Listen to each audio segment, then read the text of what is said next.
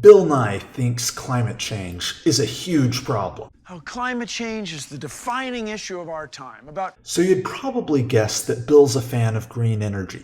Green energy like nuclear energy. Nuclear energy is safe so long as the power plant isn't built under a tsunami or over an earthquake. It's clean, it produces no carbon emissions, and it's a proven technology.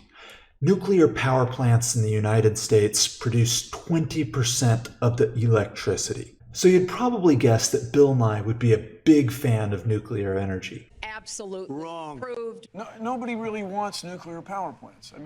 But you're wrong. He doesn't like it. So what's the deal? Why isn't Bill a big fan of nuclear energy?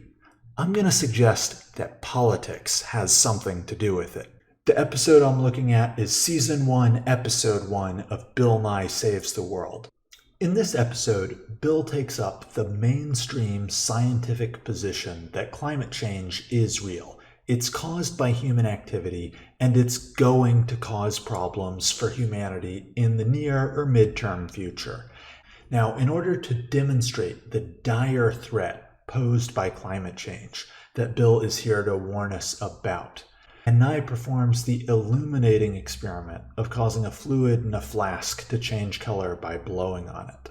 The carbon dioxide in Bill's breath will form carbonic acid in this flask of water.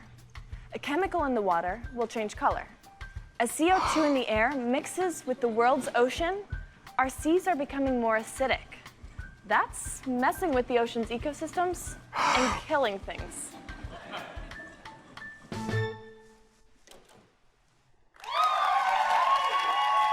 The idea behind this demonstration is that it shows that the ocean could change, like the fluid in the flask changes. The ocean could become more acidic as it takes on additional carbon, and the acidification of the ocean could result in the loss of ocean life, which could pose all sorts of problems for humanity. This whole demonstration, along with the audience oohing and awing,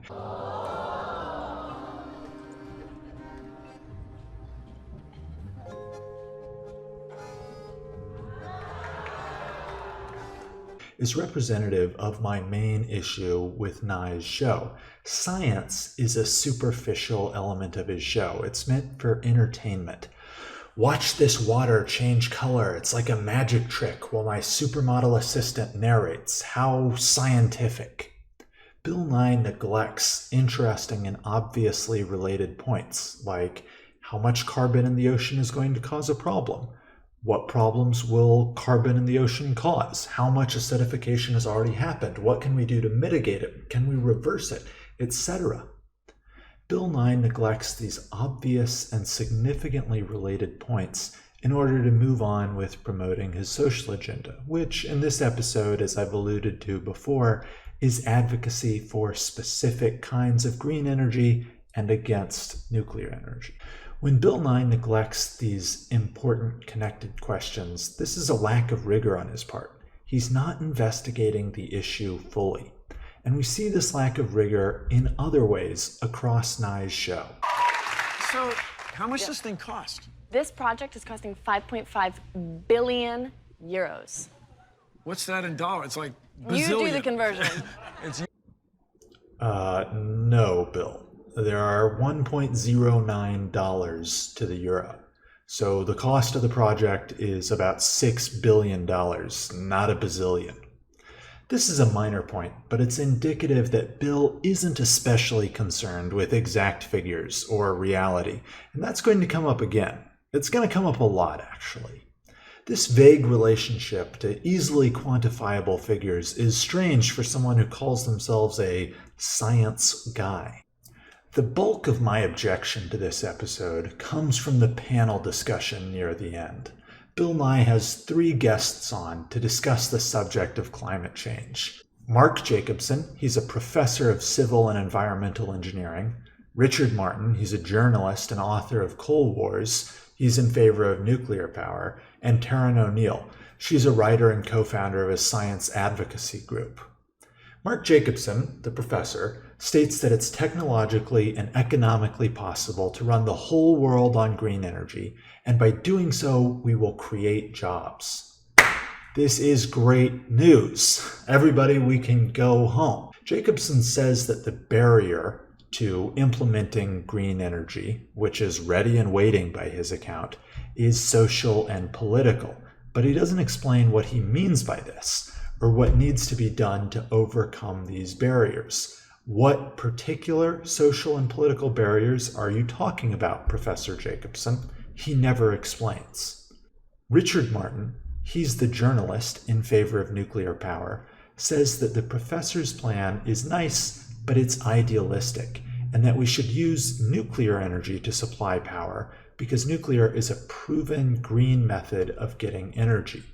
Bill Nye rejects this and doesn't allow Martin to explain why Nye's objection isn't valid. The professor says we don't have enough time to build all the nuclear facilities we'd need. He suggests it would take 19 years to develop a new nuclear plant, and that we'd need to develop 15,000 new nuclear plants to power the world. You can tell by Martin's face. It takes 10 to 19 years for one. We would need 15,000 of these worldwide to power the whole world with nuclear. That he doesn't entirely agree with this assessment. Perhaps he's thinking that if we need 15,000 nuclear power plants, as the professor says, then we're going to need a lot more solar panels and wind turbines. According to the NEI, that's the Nuclear Energy Institute, the most productive American nuclear plant generates 11,800 gigawatt hours a year.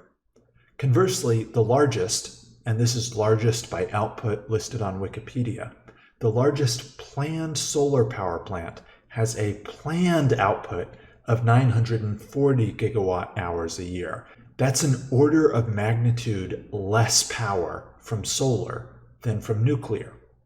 If you wanted to replace the notional 15,000 nuclear power plants that our professor friend believes you'd need to power the world, then you'd have to replace them with 188,297 copies of the world's largest planned solar power plant. And of course, there are links in the video description below that provide my sources for these figures. Wind power plants are actually much more productive than I expected going into this. The largest wind farm in the United States produces 2,680 gigawatt hours a year. That's about a fifth of the most productive nuclear plant in the US. However, that's nothing compared to the largest planned wind farm in the world. It's in China. It's called the Gansu Wind Farm, with a planned annual output of an unbelievable 90,000 gigawatt hours. That's about 8 times the output of the most productive nuclear plant in the US. The purpose of comparing these figures is to illustrate the problem with the professor's argument. He says we'd need to build too many nuclear plants to end our dependence on dirty energy. And he says it would take too long to build them. However, if we want to make all of our energy production green, we're going to need to build a lot of any kind of power plant. Whether we choose to build nuclear, solar, wind, hydro, geothermal, we're going to need to build a lot of power plants in any case. Solar and wind are both good options. Although both of these are inconsistent, neither are available in every location around the globe. That's no reason to say we shouldn't advance nuclear power too. Just because solar and wind are good, that doesn't make nuclear bad. Nuclear is cheaper than solar, and it can safely go anywhere you don't expect earthquakes or tsunamis. Bill Nye says that global warming is the problem of our generation. So shouldn't he be willing to entertain proven green energy sources like nuclear power? Nuclear power currently provides 1/5 of US energy. It's proven and it doesn't emit carbon. So why doesn't Bill Nye support this? Instead of supporting nuclear power, Bill Nye cuts off Martin's attempt to defend nuclear power. Bill Nye says he'll give him a chance to respond later, but he never does. Instead, Bill Nye continues with an objection to nuclear power that's even worse than the professor's objection. Bill Nye explains that nobody wants nuclear power. It's just not that popular. Is nobody wants them. No, nobody really wants nuclear power plants. I mean, I've been to... How does Bill Nye know that nobody wants nuclear power? He says he's traveled places? Luckily, we can do a bit better when we're asking the question, do people want nuclear power? The NEI, the Nuclear Energy Institute, conducts an annual survey to see how Americans feel about nuclear energy.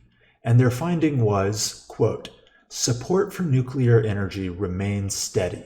According to NEI's Fall Public Opinion Survey, 65% of the U.S. public expressed support for nuclear energy, which is consistent with recent years where 2/3 of the public has reported favorability to nuclear energy, end quote. Here we have this graph from the NEI, and it shows people's favorability to nuclear energy over time.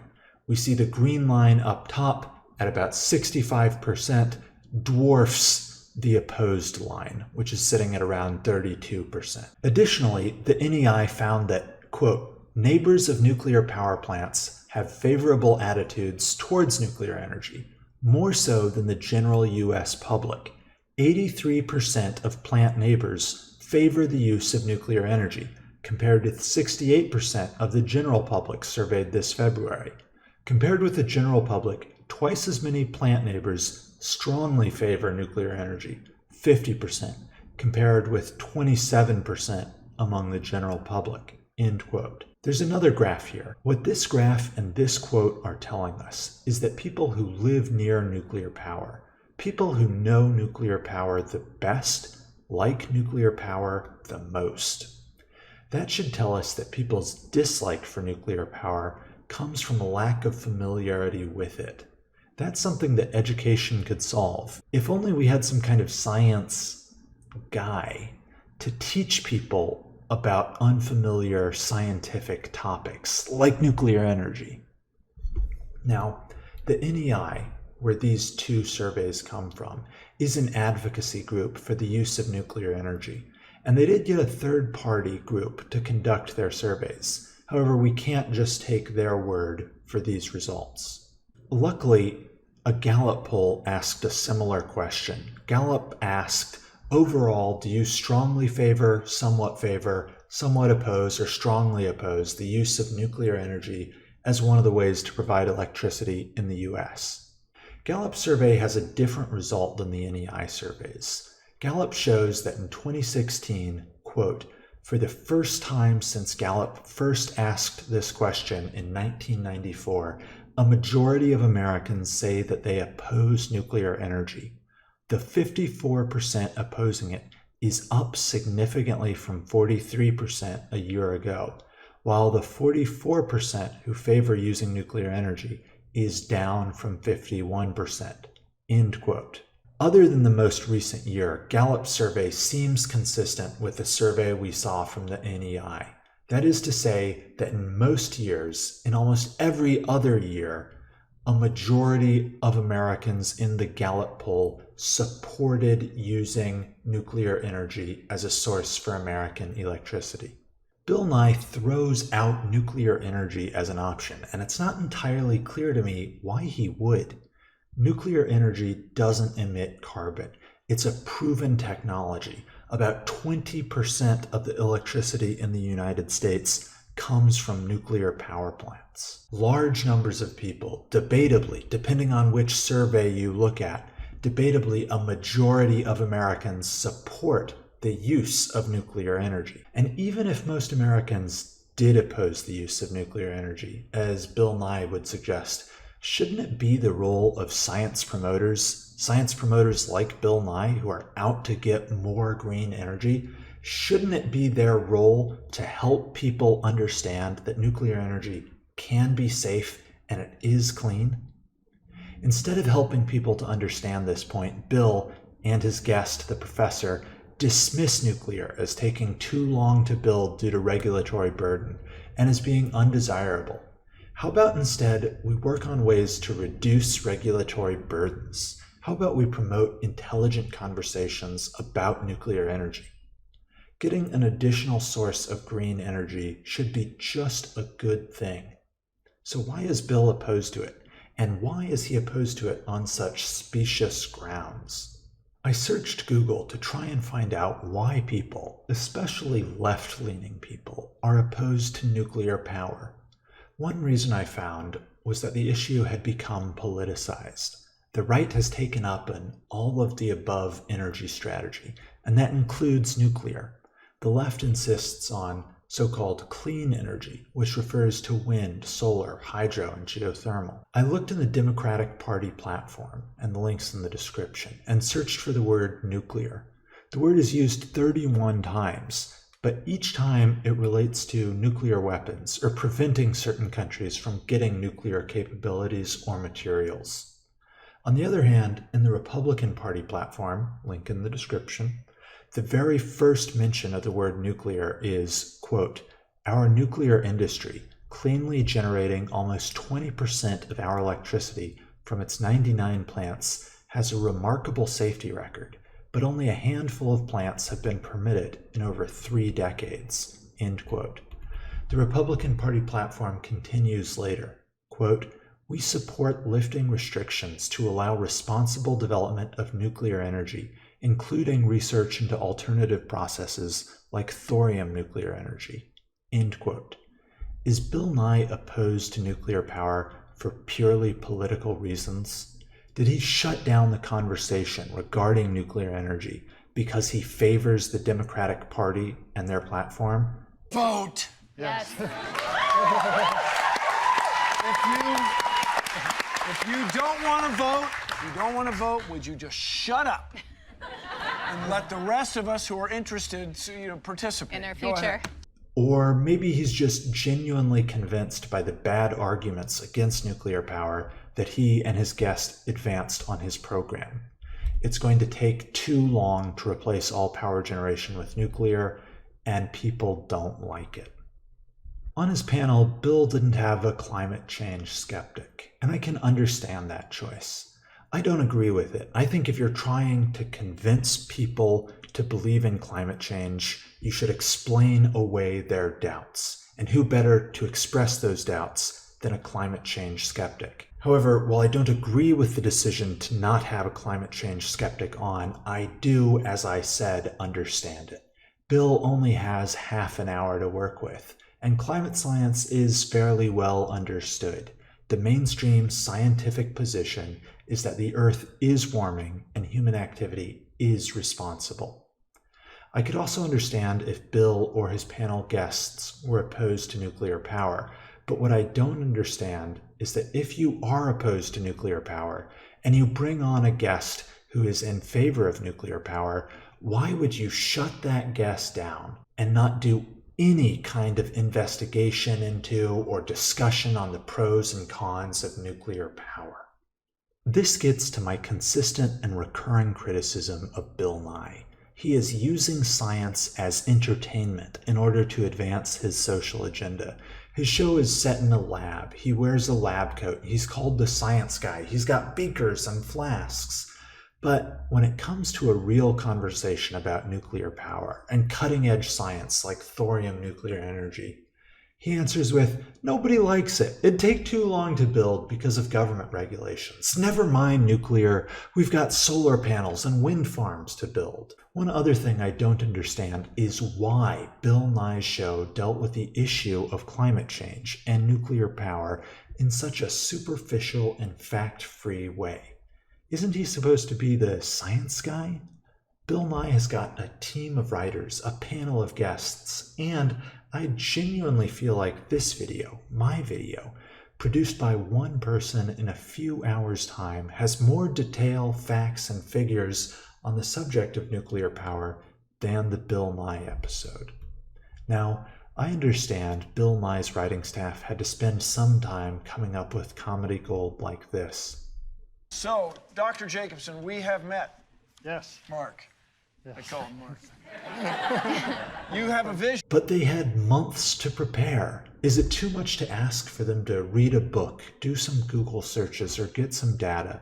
Maybe if they did, they'd have a better opinion on nuclear power and how that can contribute to greener energy. Instead, as usual, Bill is using science as entertainment while he promotes his social agenda. Thanks a lot for watching. If you enjoyed this episode, please let me know. Click the like button. If you're interested in upcoming content, I'm going to continue to talk about Bill Nye. I'm going to cover the immigration problems that Sweden's been experiencing recently, and I'm going to sketch out some ideas about why healthcare is so expensive in the United States. If you're interested in that content, then go ahead and click the subscribe button. Thanks a lot.